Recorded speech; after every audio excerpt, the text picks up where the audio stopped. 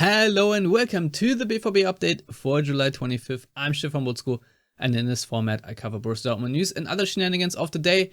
And first of all, a quick sorry that I wasn't around for the last couple of days, but my wife and I took a mini vacation, so sorry for not having a BVB update out there, but I'm back now, and I guess, yay, it is match week. Borussia Dortmund will play against 1860 Munich in a cup next Friday, and I personally am very much looking forward to that. And of course, we will have a season preview out this Wednesday with Konstantin Eckner and Lars Pollmann. Hope I didn't jinx it, but yeah, I'm looking forward to the podcast. And if you have any questions, you can send me them in the comments. But now let's start with the news of today. And let's start with the Sebastien Haller. Of course, last Thursday, he was still spotted in the hospital, where he had the message, quote, "Good evening, everyone. I wanted to let you know that the first stage is over. I would like to thank BVB and the medical team who gave me excellent care. Thanks also to the nursing staff at the hospital for their support and goodwill."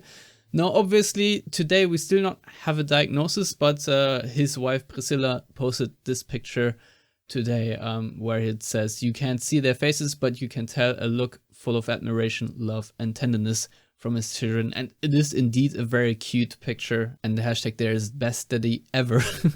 So nice kitchen, nice bouquet of flowers, and we are obviously still awaiting a diagnosis, but let's stay positive for the meantime. But of course, that does not mean the rumor machine isn't already grinding along. And as it said today here from Sky Sport News, is the source that Borussia Dortmund are expecting a diagnosis for Sebastien Haller this week. Depending on the result, Borussia Dortmund will decide whether to become active on the market.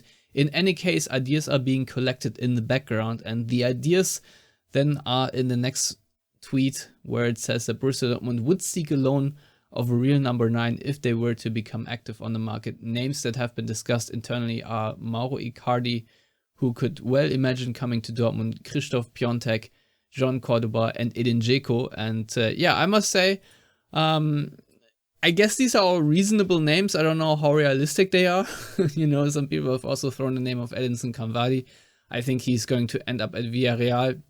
But depending on the diagnosis, obviously, we have to see what Dortmund are going to do. But it would be funny if after a million years of being linked with Edin Dzeko that this deal finally comes off. And, my personal opinion, considering that Inter have a lot of really good strikers and he's probably not going to be used much there, it could make sense to finally pull the trigger, so to speak, and sign Edin Dzeko. I think he has all the attributes that Dortmund need for number 9 that can step in for Sebastien Haller. But again, we have to wait for the diagnosis, so I don't want to dwell too much on names because we simply do not know. But today also interview with Marco Reus was published. Obviously, it was taken still in Bad Ragaz. It was the summer interview that Dortmund like to do, but usually it's with Norbert Dickel and Michael Zorc, but since Zorc isn't there anymore, it was Marco Reus, and he said a couple interesting things. And one of those was about him returning sooner for the preseason. And he said, quote, "I had a chat with Edin in which we decided it would make more sense for me to start the preseason as soon as possible, given that the preseason is short and that we have a lot of new faces." And he also said, and I find this very intriguing, he said, "We're working harder than ever on the training pitch because we want to win every game we play." And he really did emphasize this, and I really do wonder if that's true, because I can imagine that they have worked hard a lot of times in the preseasons. But if he says it's harder than ever, then kudos to Edin Terzic for making it so. And he also was talking about his own leadership role, where he says, quote, "I'm having lots of conversations about which roles people enjoy and how they can feel comfortable on the pitch. And within the team, I can ensure there's an atmosphere where everyone feels good, but also where top performance comes first." And when it comes to the outlook of the season, he was actually not talking about silverware or anything like that. He said, quote, "I hope we manage to have a real sense of unity with our fans again. That suffered a bit last year, and I hope we can get our fans fired up as they see that the will is there, that will fight and will give everything for the club and the shirt. And there are also a couple of quotes from Thomas Meunier in Kicker. It was actually quite lengthy interview, so I'm not going to go too much into detail because I just do not have the time today. But yeah, he did reveal that he's currently reading books on Belgium's history from the Roman Empire to colonial times until the present.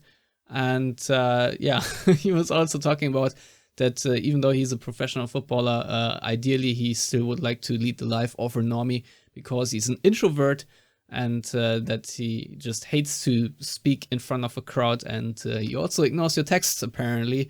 If you wish him happy birthday, he said that they are like birthday texts still on his phone from 2 years ago that he still hasn't responded. So yeah, little insight on his character there. And he also said that he will not become a coach after his active playing career because even though he did take a course, he just wants to enjoy football from the stands, or maybe work as a TV analyst or a scout. But yeah, coaching apparently is not for him. And he was also talking about, you know, the first stint with Edin Dzeko, because as you all remember, Thomas Meunier did not really play much under him in the end. It was Mathieu Moret and then Lukas Piszczek. But he said that he is not mad at Edin Dzeko for not playing him during his first stint, because Terzic had to focus on saving the club. And now he's confident that he's in better form and will get more minutes.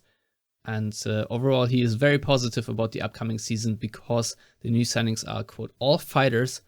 And then he had the quote that is also headlined here in this Fußball.news piece, where he says, quote, "We don't need world stars, we need players who have their hearts in the right place in order to win titles."